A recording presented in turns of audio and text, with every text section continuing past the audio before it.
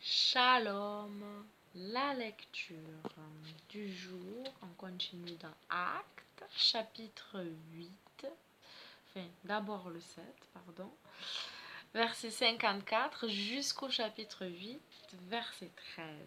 Le thème, c'est la vérité doit l'emporter, même si le prix à payer est la persécution. Amen. 54. En entendant ces paroles,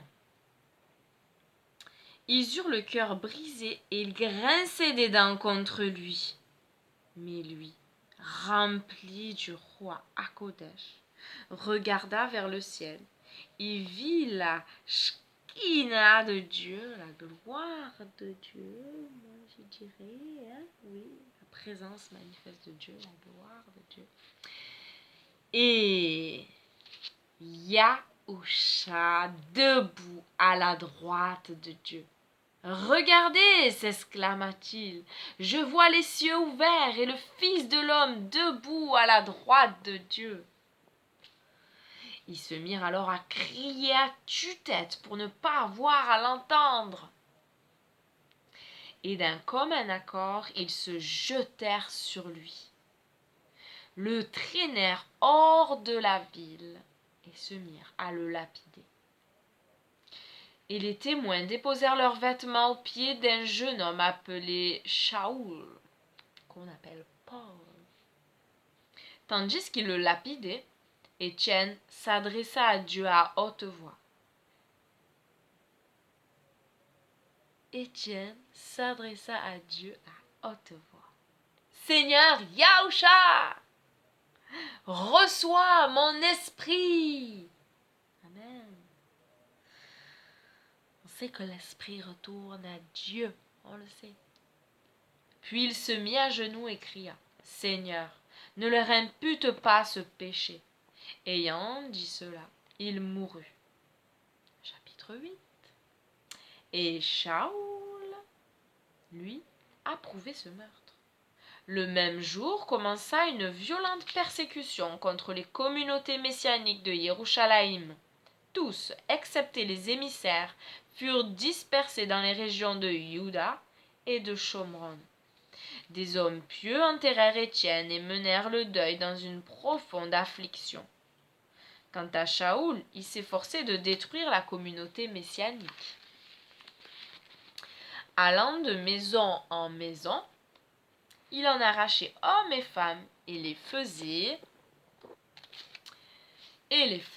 jeter en prison.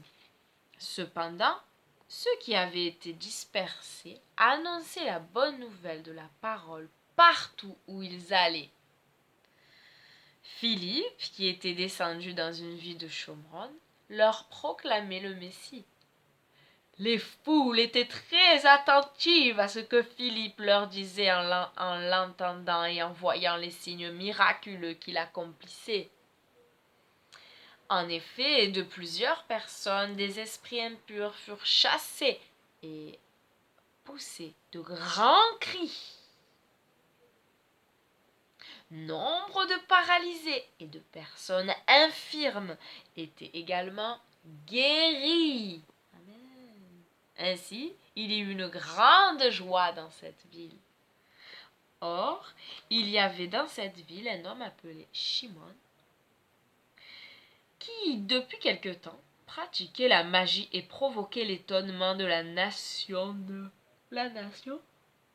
Shomron, se faisant passer pour un personnage important.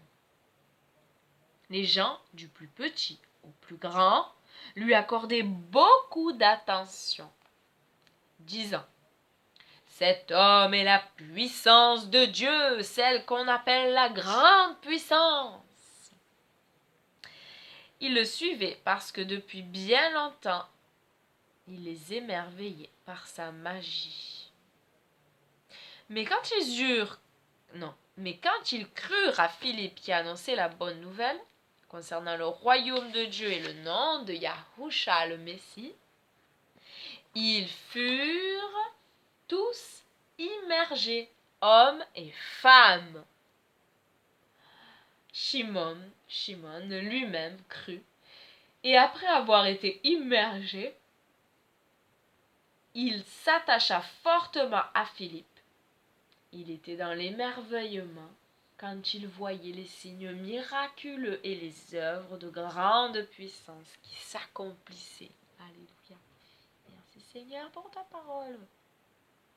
Suis-je prête à subir la persécution et même à mourir pour ma foi dans le Messie?